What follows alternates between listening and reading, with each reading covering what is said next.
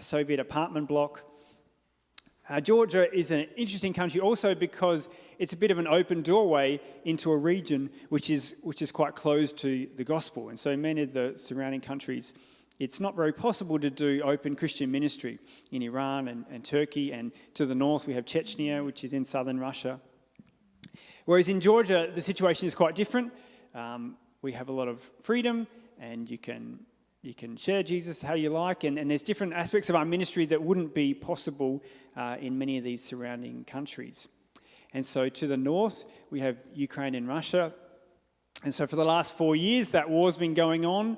The anniversary just happened. And so, that's had a big impact on Georgia. Some hundreds of thousands of people have come through Georgia or stayed in Georgia. People from Belarus, Ukraine, and especially Russia.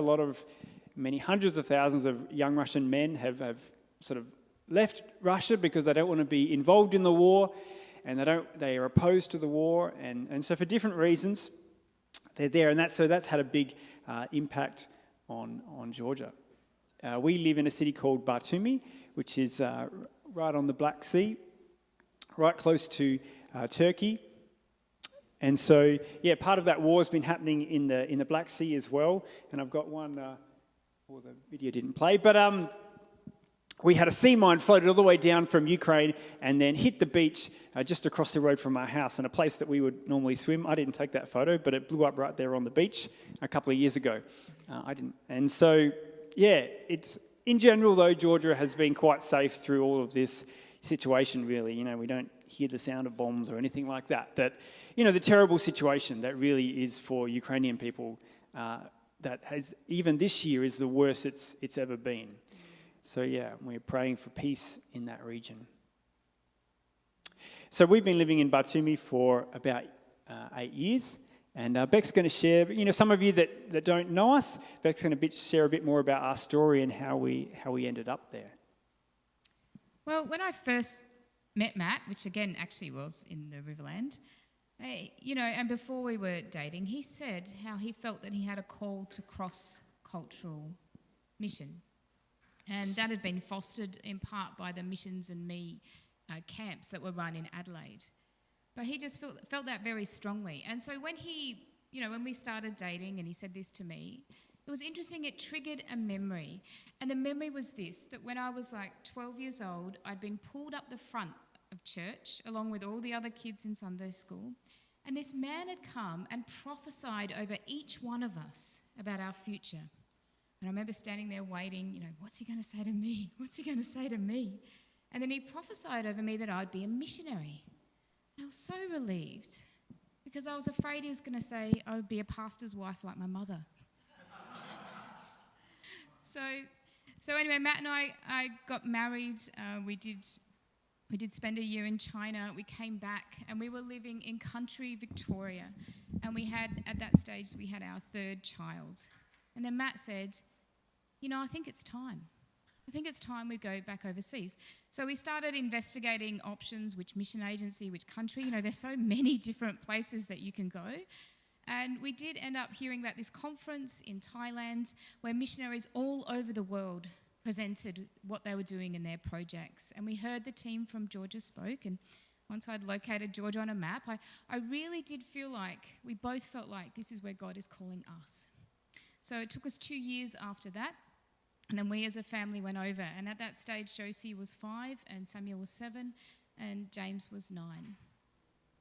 And, it was a big deal. We went and lived in a Muslim village where nobody spoke English. The kids went to Georgian school.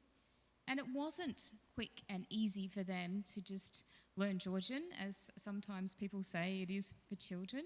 And tell me, Matt, why is it so challenging to learn Georgian? Yeah, so I told you Georgia is a small country, and so really I like to say it's a bit of a linguistic soup in Georgia of people from many different countries speaking many different languages. And in our day-to-day life, you're often encountering people, and I often walk down the street, you end up trying, just naturally, I find, just walk down the street trying to work out, where are people from and what language are they speaking, because everybody is different. And so Georgian is the language on the top left. And so people like to say that if you throw spaghetti on the wall and what remains, it would be the Georgian alphabet. And Georgians will say that too. And Georgia, is a difficult language, which is hard to pronounce, and it has complex grammar. But we also have a lot of other languages, and so on the top right is Turkish language. Turkish is a lot more straightforward, and it's written in a nice Latin letters, which makes it easy. We're going to tell you a bit more later about the church we're a part of, and so especially since the war, we have a lot of Russian-speaking people in our city. And our church is a Russian-English bilingual church, and all of us as a family who have friends who are Russian. And on the bottom right is the Kurdish language. We have a ministry to a Kurdish minority in Batumi, and they speak a different language, obviously. And on the bottom left is Armenian, which is a neighbouring country to Georgia. It looks a bit similar to Georgian, but is in a completely different language family and is not related whatsoever. And so, and us as a family, a lot of the first few years was even, for the kids struggling to do schooling in Georgian. And Georgian teachers are not very good at teaching foreigners. And so, as you can see from here, in our time in Georgia, we've found ourselves doing ministry to people who are foreigners in Georgia. And Rebecca's going to tell you a bit more about how one of those ministries started. So I think God himself just has such a heart for people, for people that are foreigners, for people that are broken, that are needy, are vulnerable. And as we went into that city, one of the things that became very obvious to us was that there were children begging on the streets. Now I think here you can see these pictures. These are not our photos, so we don't take photos of our children. But this is what it looks like. So you're at an intersection in your car. You have kids banging on the door. You go to the local shopping mall or the supermarket, and there are kids outside begging, and they can be quite aggressive when they beg too. But when we first got there, we're like, what is happening? Why are these children doing this? Who are these children? And we didn't even know that as foreigners. You just feel you're in this situation you don't understand, but you know that something is wrong. And so we just started to pray. I started to talk to people, and we found out that they were not Georgian children, but they were Azerbaijani Kurdish Muslim children who had crossed the border into Georgia. So Matt, can you tell us just a bit about who the Kurds are? Actually, we'll just put up another picture there. So who are the Kurds? It's a question that a lot of people ask. And so the Kurds are actually the largest people group in the world that don't have a nation of their own. They're again in the news this week. There's talk of Kurds going into Iran to just complete crazy. But I don't know, people are talking about it. So they live in this mountainous region in between Iran, Iraq, Syria and Turkey. And there's a lot of different Kurdish languages that are spoken in that region. In Iraq, it's the only place where they have a state of their own these days, which is the only place where they're allowed to, they operate government in their own language and they have schools in their own language. In the rest of the places, they're sort of minority groups, especially in Turkey. They're very repressed and have been for a whole generation. It was illegal to speak the Kurdish language in Turkey, and about half the world's Kurds live in Turkey. They're a Muslim people group, and we describe them as unreached, which means that they don't have a Christian community of Kurds anywhere really that are capable of reaching their own people. And this part of the world, you remember a few years ago with the war with ISIS, that was also basically completely overlapping the Kurdish region, and so Kurds were involved there in fighting against ISIS, and there are many Kurdish refugees in Australia and lots of other parts of the world. There are also Kurds who have lived in the Soviet Union for a long time. And so the community that we work with have come across from Azerbaijan. And they speak the language of Kurmanji, it's called, which is the Kurdish language which is spoken in Turkey. And so they have some differences, but it's basically the same language.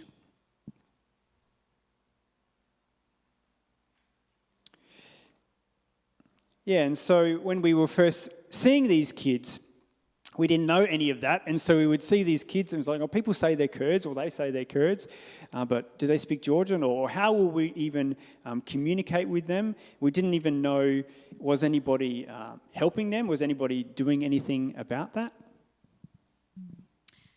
So we discovered that nobody was doing anything about that. And we discovered, even though their main language was Kurmanji, that they did also speak some Georgian and they spoke Turkish. And so there was a group of us women praying and just praying for them and praying God would send someone to them. And one of the ladies contacted a Kurdish Armenian church in Tbilisi and said, please come down, do something with our children. And they said no. And then another of the ladies that was praying with us, Gulnaz, she was a young adult. And she was one day on the beach with all her young adult friends, and they were sitting there and they were having a picnic. And a group of these children came up to her to steal their food. And Gulnaz just went to one of the girls and just hugged her. And she came back to me and she said, Rebecca, her face just changed and had been hostile, and then it just all softened. And she said, we have to do something for these kids. And by this stage, COVID had finished and we had our own church building, which we hadn't had before COVID. And I said, fine. I said, I don't feel like we're enough. I don't feel like we speak the language enough. We're not locals, but no one else is doing this. No church group, no government agency. Let's do it. And so we just went out on the streets and we invited the kids to come to our church, once a week for like a kids program. And we went out the first week and we invited them and they didn't come. And then we went out again and we invited them and they didn't come. And we went out again and we invited them and they didn't come. And then finally, when they did come, a small group of 3 of them, came up our driveway. And then this Georgian woman came screaming after them, yelling at them, saying, you've just stolen money from the church across the road, rah, rah, rah. And so the kids scattered. And I was like, oh, great, great. They just finally came and they had this hostile experience. But of course, over time, we really built trust with them. They invited us back to their homes. We got to meet their family. And we realised that a kids program wasn't really cutting it for them because they were not going to school and they couldn't read or write or do maths, to even do basic maths. So we did, over time, we started a part-time school for them, which we run. But we also realised that because they're so far behind the 8 ball, what they needed was not just to be able to read and write and to do maths, although those things are extremely important, but they needed a pathway to work because in their community, everyone begs. Grandmas beg, grandpas beg, the women beg, and the men, if they work, it's begging. So, and they beg from babies. So this is the only model they have of people like them. So Matt, can you tell us what you decided to do for the teenage boys?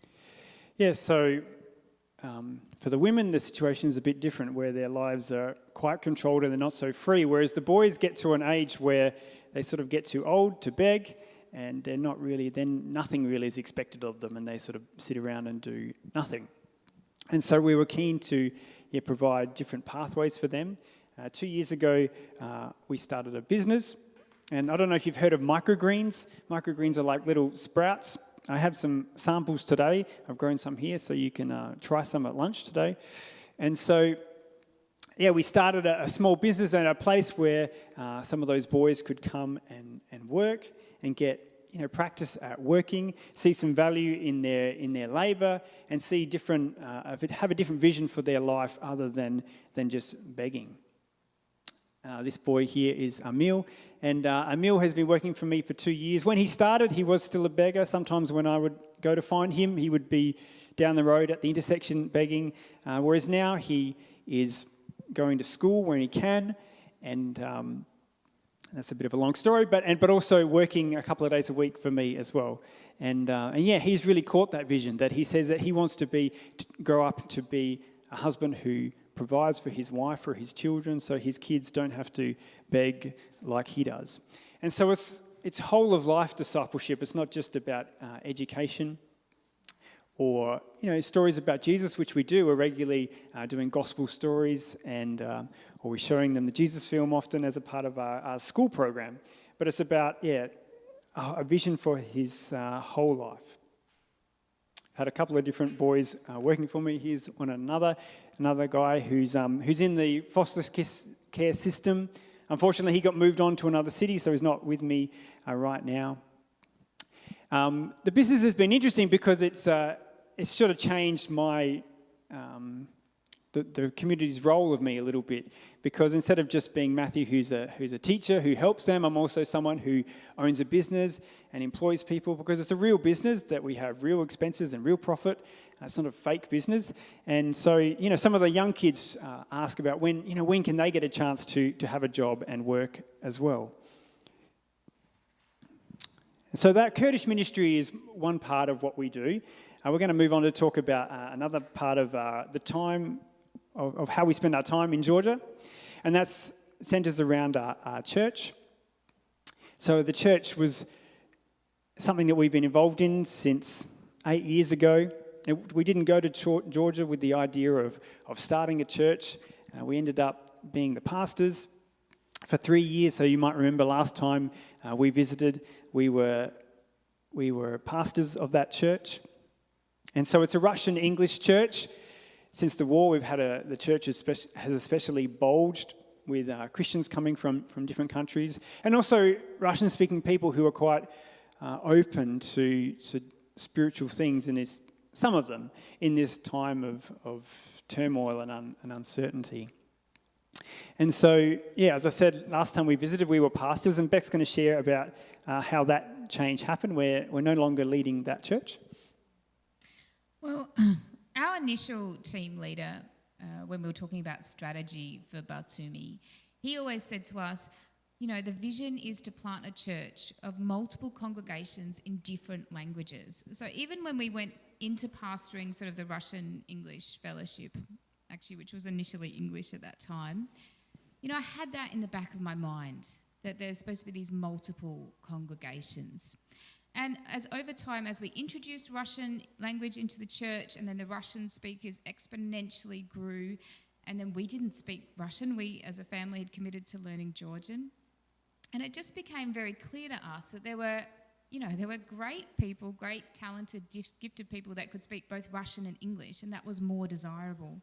And at the same time, what we were doing with the Kurdish ministry was expanding. I was doing ministry to women in the sex trade, and we just had so many other things that we were doing that we couldn't devote our full attention to the church. And, churches need pastors, and they need pastors with time. And so we just started praying, and we started praying initially just for another pastor to come alongside us and to pastor the Russian congregation. Well, that didn't work out how we hoped, but what did happen is God raised up Matt's best friend to take on the church. Now, initially, we'd always said to him, if you want to be the leader, if you want to be the pastor, you can. And he always said, no. But over time, God worked in him and grew him, and now he has just this anointing to be the pastor, and it's just amazing. So he's now the pastor of the church. And meanwhile, so I had this vision for an Indian congregation, because we have many, many Indian medical students in Batumi. And I just felt like God planted in my heart this vision to pray for. And this young Indian man came and he said, I want to start this work with the Indians. I hadn't even spoken to him about this. I'd just been praying. And so he started it, and now I'm the supporting pastor of this Indian student medical congregation. But Matt feels very strongly that his role is to support the pastor, his best friend Victor, in leading the international church. So he does everything from preaching to vacuuming and locking up, which I think is really actually very important too. But Matt, why don't you explain what else we're doing at church? Yeah, it's been the last couple of years since we've passed on that role of sort of admin and doing things like church rosters and all that. We found it's been great that we've had time to devote to other ministries that we feel called to. One that Rebecca and I lead regularly is our church's English club, and so that's what the top left is. And so we have a time once a week where people can come from the community, and it's a lot of non-church people who come and they practice English. And so it's a pretty casual environment where we practice, and then we also spend some time, we look at a piece of the Bible together, a short text, depending on their level, where we practice English with the Bible, I tell them. As well as that, last year we had an Alpha course, and so people from the club were invited, if they wanted to come to our home for an Alpha course, and that's what the photo on the top right is. We had a couple of different groups in our home there. And so, the English Club has been especially popular with Russian people. We're getting 40 to 50 students a week coming along. Even since we're back here in Australia, there's the lady who's running it for us is still getting about that many. And Anton is a young Russian guy from Moscow. He's the guy in yellow there. And Anton's story is great because it shows how God was moving in his life even well before the time that we met him. And so back in Moscow, Anton was a journalist, and he's opposed to the war and he hates Putin. If you want to get him fired up, you can start talking about Putin. And so 4 years ago, he left Russia. But actually, back in Russia, he had been diagnosed with MS, and he'd been officially classified as disabled. He had paralysis in parts of his body, and he couldn't walk very well. But he says that, and he was basically an atheist at that time, though. He sort of had a bit of church background with the Orthodox Church, but atheistic university had beaten it out of him. And when he came to Georgia, though, he said he looked up at a church and he felt that God began to heal him. And a couple of years after that, he came to our English club, and he came along for at least a year. But then he reached a point of crisis in his life, and God started to move in interesting spiritual ways where he had these visions, and he just became open to anything that God was going to speak to him about, to things of church. And he came along to church and he just loved it. He just thought, I just think this is great. And he would take on board anything that you told him. He came to our Alpha course, and then last year he was baptized. And God has continued to heal him. And he's just full of faith. And now he can run like 10 kilometres. And he really doesn't have any of those symptoms of MS left. I didn't really even understand. But when we finally translated the words correctly, I was like, yeah, you had MS. He's like, yeah, I did. But God's healed me. And it's just a fact for him. And yeah, for our family, he's quite important because he's looking after our dog. We've had a dog for 7 years that was originally a street dog in Georgia, and so Anton is looking after our dog. He also serves in our Kurdish ministry. He drives the minivan, to and from school, picking up the kids 3 times a week. And so, yeah, it's great that God just called him, and it's amazing when God does that, and God does all the hard work, and you don't have to do very much. And that baptism reminds me of another baptism last year, and Beck's going to share a bit about another ministry that she regularly does. So one of the things I do is I go and visit the Thai women in the massage parlours. And that ministry actually started when this American girl came to Batumi, and she was with a short-term missions trip, and she just noticed all the massage parlours. I wasn't living in Batumi at that time, and I had not noticed them. But she just went and visited every single one and just found those that were open to connection, and she was sharing about Jesus.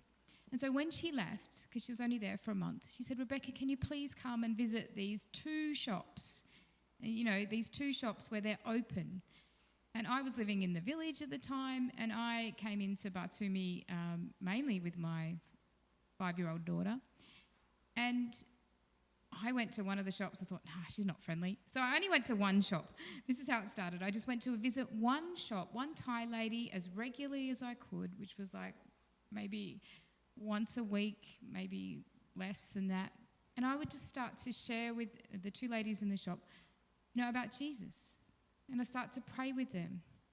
And then from there till now, I now have a team of women that regularly go out and visit the Thai, and we pray with them, we share with them about Jesus. And we've discovered, they're not free to come to church on a Sunday. They're quite trapped and they're quite controlled. So even though you go in there for a massage and, they're talking to you and they're friendly, or you'd go in there for other things, nevertheless, they don't have the freedom that I have to just go and catch a coffee with someone. So going to them, we need to go to them with the gospel.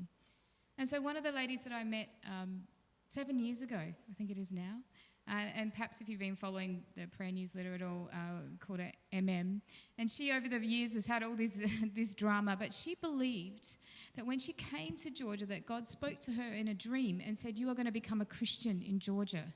And she had that in her heart, despite all the difficulties and the challenges. And last summer we had the privilege of baptising her. And then as soon as we baptised her, everything in her life got worse, I would say, absolutely worse. And her situation got so complicated, I just didn't even know how to advise her, like what to do, and we could just pray. But in the end, immigration swooped in and took her, and then she was in detention for several months. But then I spoke to her last night, and she was able to, they released her, they got her home to Thailand just in time to say goodbye to her dying mother. And she was able to see her mother, and just, her mother was able to see her, and then her mother died, and she was able to be there for the funeral. And she is so grateful to God for allowing that to happen. And just really it was just such a joy to speak to her.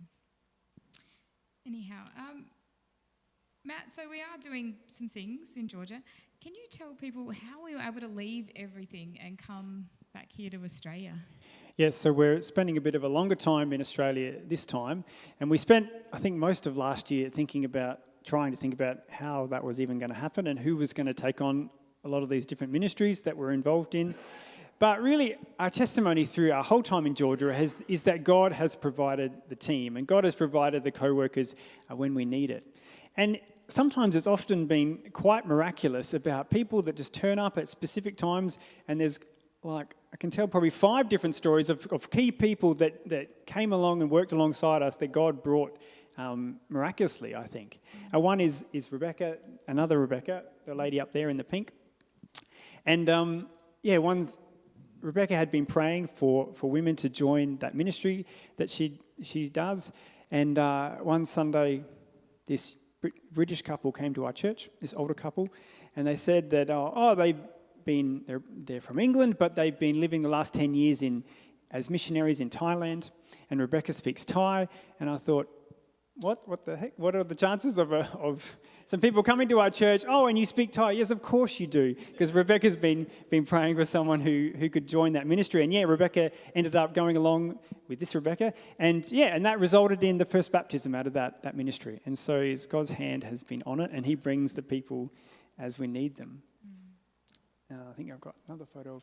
and so we, in our team, and especially the Kurdish school, we have some local Christians, and we also have some foreign missionaries who are in that team. And Tess is a young Australian girl in the middle there in orange, and so she's leading that Kurdish school now. You can pray for Tess. It is not an easy ministry. The kids are pretty wild. You can imagine if you just took a bunch of kids and send them out into the street every day, and they're never at school, and they're allowed to do whatever they want. So when they do come into a school environment, they're pretty wild, and things often are quite chaotic. So pray for Tess. She needs your prayers, and she always keeps reminding us, you guys are definitely coming back, right? You're definitely coming back. Don't leave me here. And so for us, quite a few of those people, and others are people that have come from our church. And, we believe in the church that we don't do mission on our own, that God and by His Spirit is with us, but also that we're meant to be in community, that church is a community on mission. And so here at church, we have the chance to serve one another, do ministry in the church, and that's ways that we can practice serving, we can develop our gifts. And also at church, that we are also a team where we go out and do ministry together, that we do outreach like that and different kinds of things, that we do that together as God's family.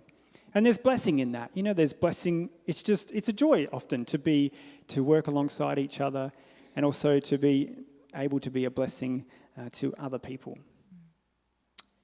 And so that encourages us. And Rebecca also has another scripture and an encouragement for you guys back here in Australia. Okay, so Deuteronomy 10:17-20. For the Lord your God is a God of gods and Lord of lords, the great God, mighty and awesome, who shows no partiality and accepts no bribes. He defends the cause of the fatherless and the widow, and loves the foreigner residing among you, giving them food and clothing. And you are to love those who are foreigners, for you yourselves were foreigners in Egypt. And I just want to encourage you, God just has such a heart of compassion for the lost.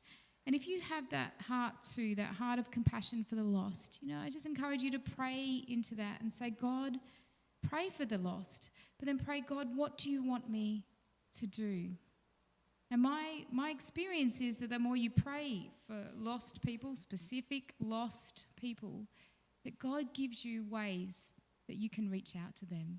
And I just want to encourage you in that today. Okay, Matt, can you just tell us what's next? Tell everyone what's next. Yeah, we're here until the middle of the year. Our kids are with us here today. So that's a treat for you that they don't always come with us. James is here starting year 12, and so he's going to be staying in Australia, and the rest of us are heading back to Georgia later in the year. As a family, we really believe that it is a partnership with the church here in Australia, and so we would love to connect with you, and we would love it if you are interested to follow along with our newsletters at the back. There's a sign-up sheet where you can put your email address down and to pray for us. We would value your prayers in all that we do. And so we'll of course be here for lunch today. So please come and ask questions and get to know us. So we're here to meet you all. So thank you.